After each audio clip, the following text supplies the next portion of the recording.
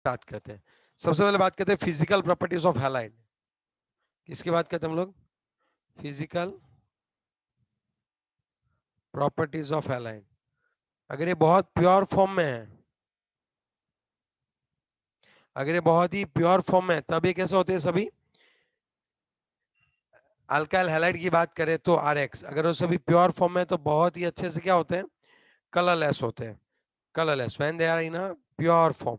लेकिन लेकिन ब्रोमाइड और आयोडाइड होते हैं, उस जब आप लाइट में ले जाते हो ब्रोमाइड और आयोडाइन को, अल्काइल आयोडाइड को जब लाइट में ले जाते हो, दे विल डेवलप कलर्स, उनमें थोड़े से कलर आ जाते हैं। Okay okay. और जो वॉलेटाइल कंपाउंड होते हैं उनके पास स्वीट स्मेल है। वॉलेटाइल कंपाउंड्स हैव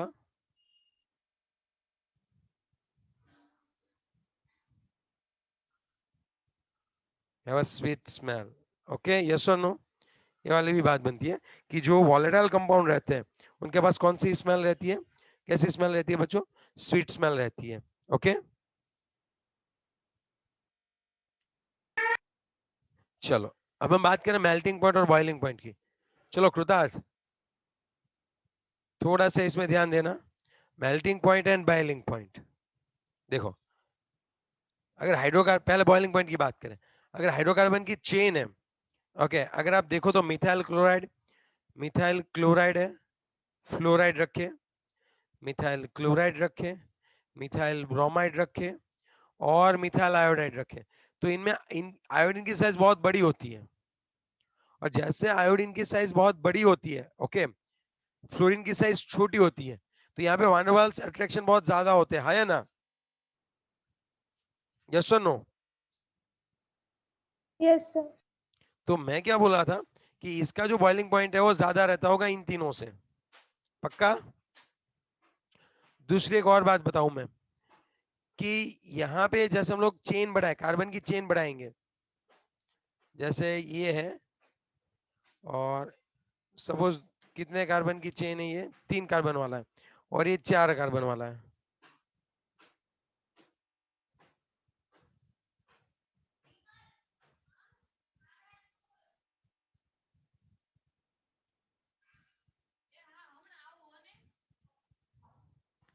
तो यहाँ पे क्या हो रहा है बताओ बच्चों? यहाँ पे आप देख सकते हो कि यहाँ पे जो फोर्स लगता है वो कम है और यहाँ पे फोर्स ज्यादा लगता है, वान डेर वाल्स फोर्स। अब समझ सकते हो मेरी बात, मैं क्या कहना चाहता हूँ? तो जैसे नंबर ऑफ कार्बन बढ़ते जाएंगे बॉइलिंग पॉइंट बढ़ता जाएगा। और दूसरा कि जैसे अगर नंबर ऑफ कार्बन कम है, अगर ये गैसियस फॉर्म में है, तो बहुत ही कम ऐसे होते हैं जो गैसियस फॉर्म में होते हैं, मोस्टली मिथाइल वाले। बाकी सब जो है वो लिक्विड और सॉलिड फॉर्म में ही होते हैं। अब समझ रहे हो मेरी बात में क्या बोलना चाह रहा हूँ? Hello, yes sir. Just want to explain कि जो छोटे छोटे कार्बन की चेन है वो वॉलेटाइल रहेंगे, वो गैसियस फॉर्म में होंगे। बाकी तो सभी अदरवाइज क्या होते हैं बताओ? बताओ, बाकी सभी क्या होंगे? लिक्विड और सॉलिड। क्यों? जैसे जैसे लॉन्ग चेन बढ़ेगी, इंटरमोलिकुलर अट्रैक्शन बढ़ेगा, बॉइलिंग पॉइंट भी बढ़ेगा। Are you getting my point? क्या बढ़ेगा? बॉइलिंग पॉइंट भी बढ़ेगा। और अगर आप हेलोजन की बात करो, हेलोजन चेंज करने की बात करो, सो फ्लोरीन, क्लोरीन, ब्रोमीन और आयोडीन है, तो उनमें सबसे ज्यादा जो है वो बॉइलिंग पॉइंट किसका होगा? बॉइलिंग पॉइंट किसका होगा बताओ? आयोडीन। आयोडीन, क्योंकि आयोडीन साइज में बड़ा है, वहां पे वान डेर वाल्स फोर्स ज्यादा होता है। अगर same alkyd, same for a same alkyl boiling point की बात करें तो ऐसे लिख दो आप, आयोडीन, फिर क्या आएगा? Bromine, chlorine and fluorine. चलो लिखो फटाफट से।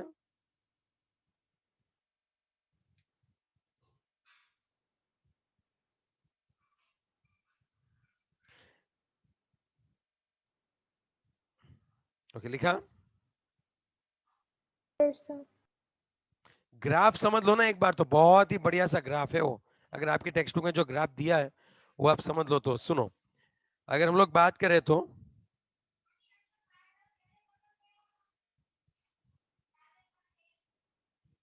यहाँ पे बॉइलिंग पॉइंट होगा और यहाँ पे कंपाउंड है।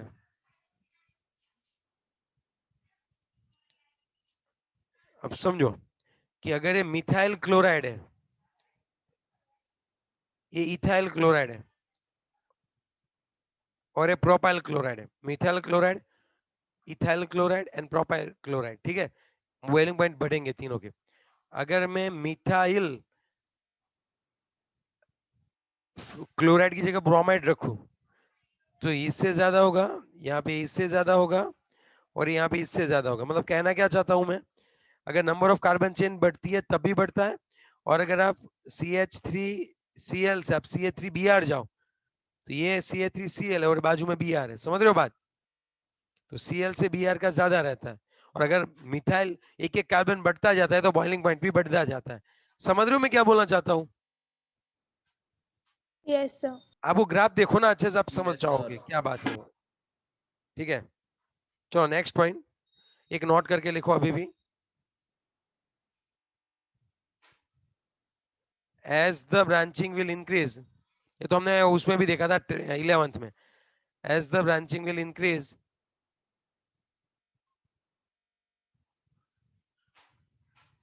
as the branching will increase, boiling point will decrease.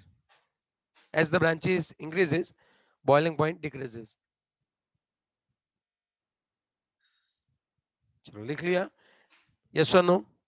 जैसे क्या होगा, ब्रांचिंग बढ़ेगी, what will happen, boiling point will decrease. Is it clear, yes और नो, हाँ या ना। Yes sir. चलो नेक्स्ट पॉइंट की बात करें तो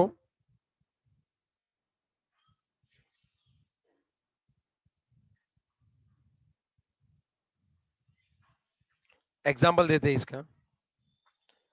अगर ये ऐसा है CH3, देखो सेम मोलिकुलर वेट होना चाहिए, हाँ।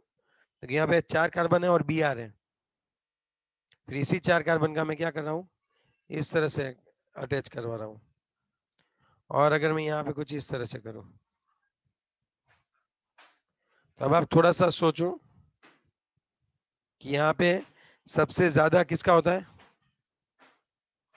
375 कैलोरीन होता है, उससे थोड़ा कम यहाँ पे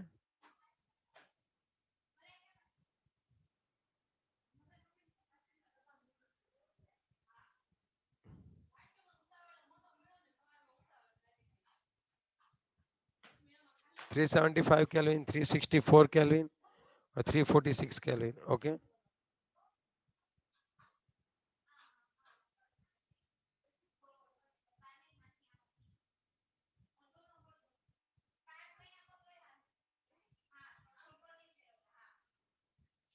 ओके, इज इट क्लियर, इसमें कोई यस डाउट। सर। तो ये बॉइलिंग पॉइंट का था। चलो नेक्स्ट पॉइंट की बात करें तो क्या है, क्या बताओ। मेल्टिंग पॉइंट देखे, बॉइलिंग पॉइंट के बाद हम लोग क्या देखे बताओ। Boiling point of isomer, isomeric di halobenzenes. अब बात करते हैं, मैं बॉइलिंग पॉइंट की बात करें तो अगर एरोमेटिक है और एक दूसरे के नजदीक है, तो ये तो एक दूसरे के बहुत ही नजदीक रहते हैं बच्चों।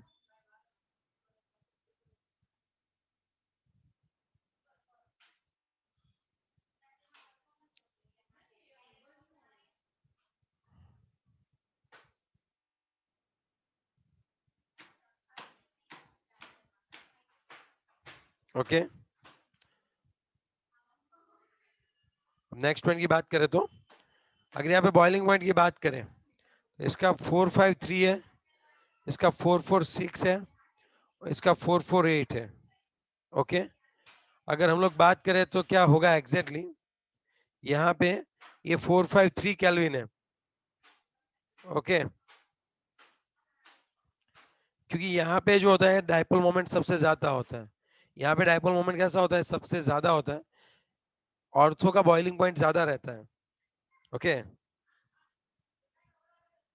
और मेल्टिंग पॉइंट की बात करें, आपको कितना याद रखना है, ऑर्थो का बॉइलिंग पॉइंट ज्यादा होता है और पैरा पे मेल्टिंग पॉइंट ज्यादा होता है। पैरा का क्या ज्यादा रहता है, मेल्टिंग पॉइंट, क्यों, ड्यू टू सिमेट्री। इसके ऊपर हमारी 11th में बहुत बहस चली थी, लेकिन इनको है ना अच्छे से डिस्टिंग्विश नहीं कर सकते, बहुत रेयर, इन दोनों को ऑलमोस्ट सेम के तौर पे ले सकते हैं, यहाँ पे तो बहुत ही रेयर है। तो हम कैसे याद रखेंगे कि पैरा जो होता है, पैरा डाइक्लोरोबेंजीन है, उसका मेल्टिंग पॉइंट बहुत ज्यादा है। What will be the reason? What will be the reason? उनकी सिमेट्री अच्छी होती है, तो उनका पैकिंग अच्छे से होता है, तो उनका पैकिंग अच्छे से होता है, तो बॉन्ड अच्छे से बने हुए हैं, उनको फिर पिघालना थोड़ा मुश्किल रहता है। Are you getting my point? What I just want to say? Yes sir. देखो, दिमाग में एक चीज बिठा लो, दिमाग में एक चीज बिठा लो कि वो देखो भाई, मेटा का क्या है, क्या बोलो आप? Meta isomers boiling point and melting point is same? नहीं, ऐसा नहीं होता। किसने बोला ऐसा? ऐसा नहीं है हार्डली। समझना क्या है वो मैं आपको समझा रहा हूँ, क्या समझना है। देखो कॉन्सेप्ट तो ये है, लेकिन यहाँ पे क्या होता है, बहुत माइनर डिफरेंस होता है ना, तो डिफिकल्टी तो हो ही जाती है। अगर आप मेल्टिंग पॉइंट की बात करें तो वहां पे पैकिंग देखो कि किसकी पैकिंग अच्छे से हुई है। जो कोई भी कैसे कैसे दिख रहा है आपको, जिसका पैकिंग अच्छे हुआ, ओके, उसका मेल्टिंग पॉइंट ज्यादा होगा। और अगर आप ऑर्थो के कंपेयर में पैरा को अरेंज करें, तो पैरा की अरेंजमेंट अच्छी होगी, पैरा डाइक्लोरोबेंजीन की, तो उसका मेल्टिंग पॉइंट ज्यादा होगा। दूसरी चीज, जब बॉइलिंग पॉइंट की बात करें, तो बॉइलिंग पॉइंट में दो मोलेक्यूल के बीच का जो डाइपोल डाइपोल इंटरेक्शन होता है वो देखना होता है। तब यहाँ पे ना डाइपोल मोमेंट जीरो होती है पैरा डाइक्लोरोबेंजीन में, और ऑर्थो में वो मैक्सिमम होती है डाइपोल मोमेंट। तो ऑर्थो का बॉइलिंग पॉइंट जो होता है वो सबसे कैसा रहता है, ज्यादा होता है। ये एक ही चीज नहीं होती है, बहुत सारी और भी चीजें होती है, लेकिन सभी को कंसिडर करना इट्स लाइक नॉट पॉसिबल। तो आप ट्राई करो ये चीज याद रखने की कि मेल्टिंग किसका सबसे ज्यादा है, मेल्टिंग पॉइंट किसका ज्यादा है, सबसे ज्यादा मेल्टिंग पॉइंट किसका है, बताओ? पैरा का। पैरा का है। और दूसरा सबसे ज्यादा बॉइलिंग पॉइंट किसका है? ऑर्थो। ओके, सो ये चीज याद रखनी है आपको। ओके, अदरवाइज तो आपको ये थोड़ा याद रखने पड़ते हैं कि वैल्यू, लेकिन ठीक है। चलो अब हम किसकी बात करने वाले हैं? डेंसिटी की सर डेंसिटी। बात। हाँ बोलो क्या? और एक बार हाँ बोलो। चैट देखो। एक सेकेंड। हाँ,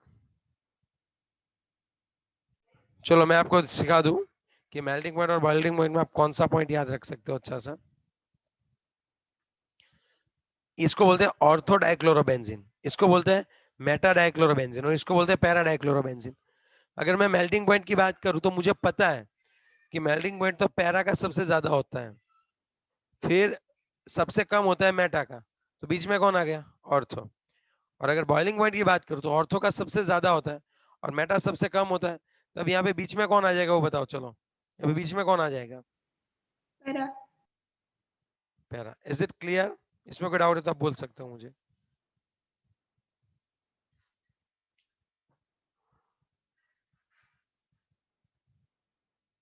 ओके, नो डाउट। आगे बढ़े अभी थोड़ा। Yes sir. ओके, इसको आपने क्या नाम दे दिया? ओके, ये आपने लिख लिया अच्छे से।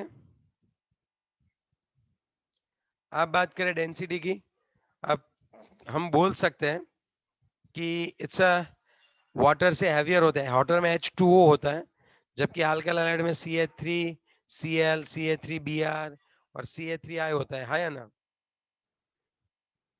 तो अगर हम बात करें तो bromo chloro and iodo derivative होते हैं, वो बहुत ही ज्यादा क्या होते हैं, बहुत ही ज्यादा डेंस होते हैं, डेंस हाइड्रोजन, पानी से भी वो ज्यादा डेंस होते हैं। ओके, है ना? और दूसरी बात, यस। जैसे जैसे आप क्या बढ़ाते जाओगे, कार्बन की चेन बढ़ाते जाओगे, डेंसिटी क्या होती जाएगी, बढ़ती जाएगी। यस और नो? Yes sir. कार्बन, अगर नंबर ऑफ कार्बन बढ़ाते जाओगे तो क्या होगा बताओ? नंबर ऑफ कार्बन बढ़ाते जाओगे तब क्या होगा बताओ? डेंसिटी इंक्रीज होती जाएगी। हाँ, ओके, चलो ये देखते हैं। अगर अब हम बात करें सॉल्युबिलिटी की,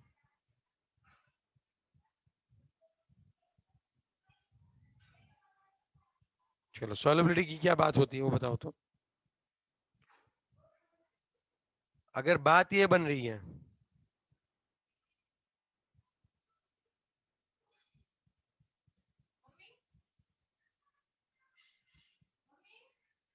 अगर आप बात सोचो तो CH3 ओके, किसी भी चीज को पानी में, मुझे सपोज आप थोड़ा सा सोचना कि मुझे जो है वो CH3 CH2Cl को पानी में डिसॉल्व करना है।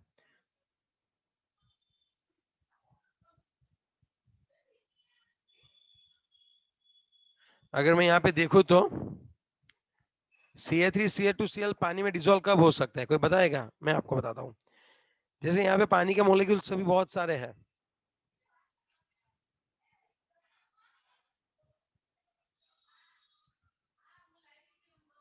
ओके, तो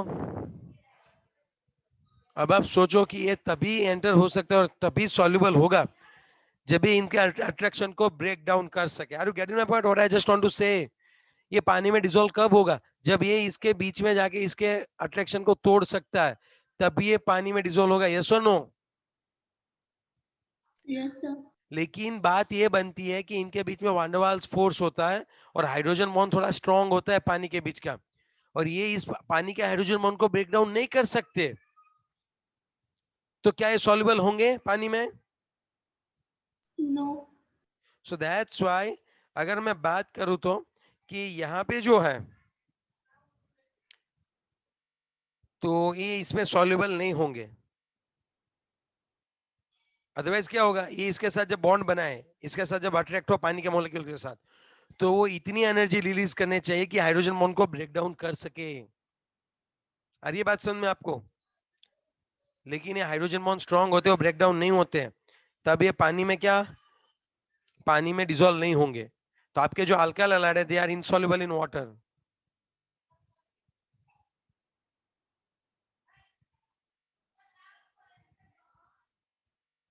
ओके, और नेक्स्ट पॉइंट की अगर हम बात करें तो, और नेक्स्ट पॉइंट की अगर हम लोग बात करें तो क्या होगा बताओ? If we are using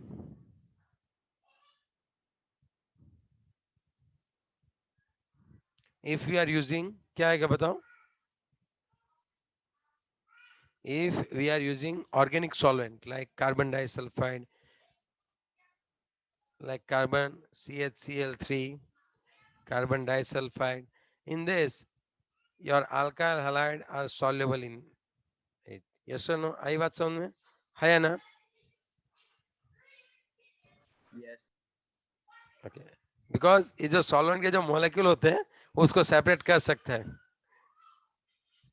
okay, आगे पूरी बात समझ में आपको? थोड़ी बहुत बातें आ रही है ना बातें समझ में? Yes sir. तो ये चीज आपको याद रखनी है। 10.6 देखते हैं क्या कह रहे हैं वो लोग। चलो 10.6 देखो। Arrange each set of compounds in order of increasing boiling point.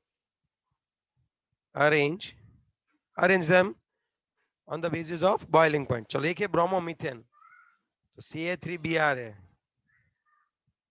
दूसरा है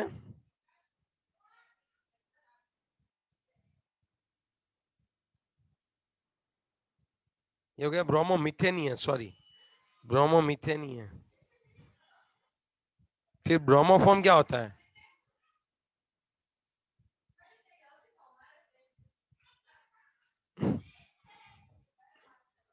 ये हो गया ब्रोमोफॉर्म। अब बात करते हैं क्लोरोमीथेन।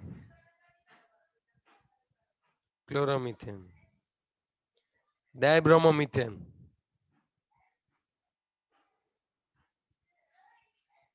ओके, तो एक बात बताओ, जैसे CA3Cl का तो सबसे कम होगा, फिर CA3Br का होगा, फिर Br का होगा।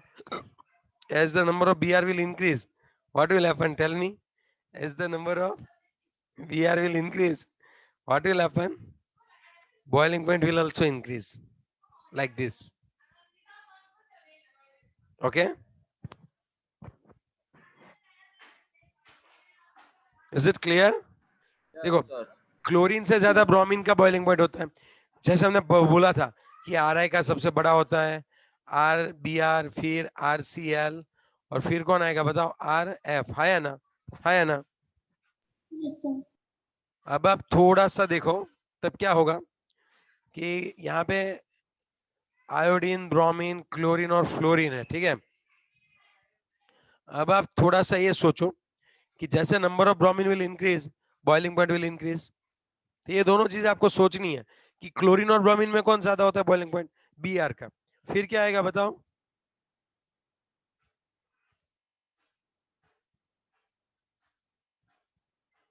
चलो फिर क्या आएगा बताओ? जैसे नंबर ऑफ ब्रोमीन बढ़ेंगे, बॉइलिंग पॉइंट बढ़ेगा। So please do remember this point. MCQ इसी तरह से आते हैं, इसी तरह से एमसीक्यू आएंगे बच्चों, याद रखना ये बात। चलो आपको अभी मुझे बताना है इसमें, 1 क्लोरोप्रोपेन है,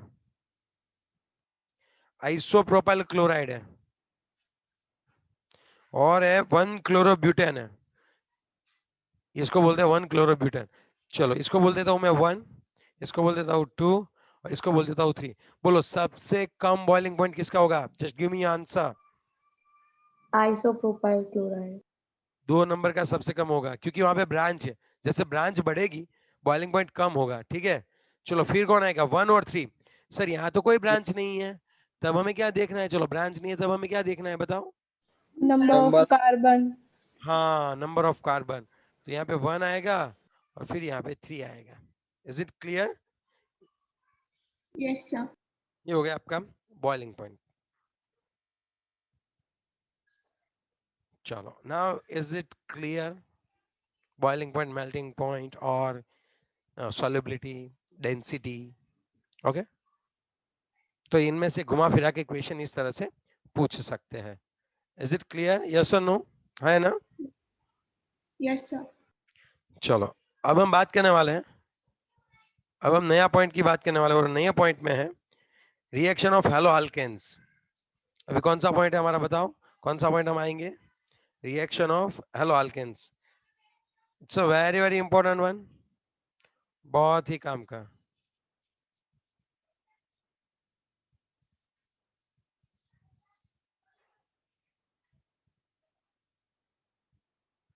रिएक्शन ऑफ हेलो अल्केन्स, इसमें होता क्या है एग्जैक्टली?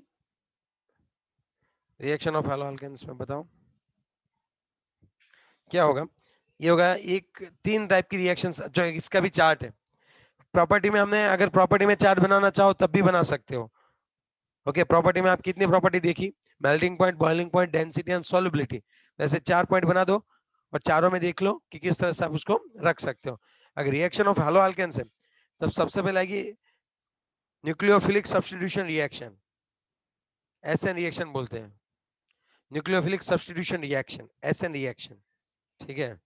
फिर एक है एलिमिनेशन रिएक्शन, ईएन बोलते हैं, एलिमिनेशन रिएक्शन, ई बोलते हैं, ई रिएक्शन, ठीक है। कौन सी आती है दूसरी?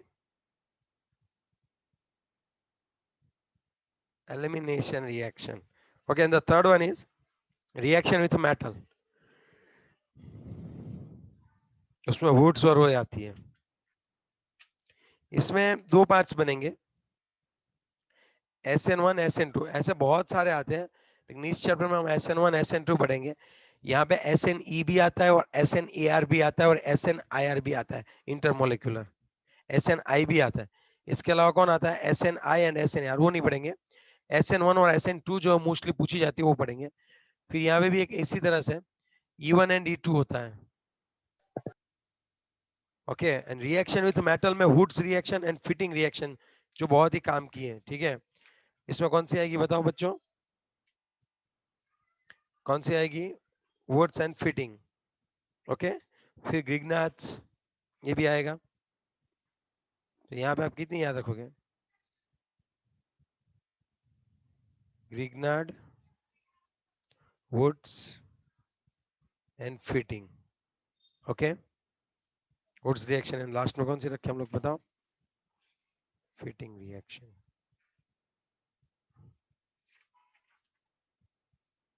फिटिंग, FITTING, हाँ, फिटिंग, यही है। तो ये वाली रिएक्शन हम लोग देखते हैं।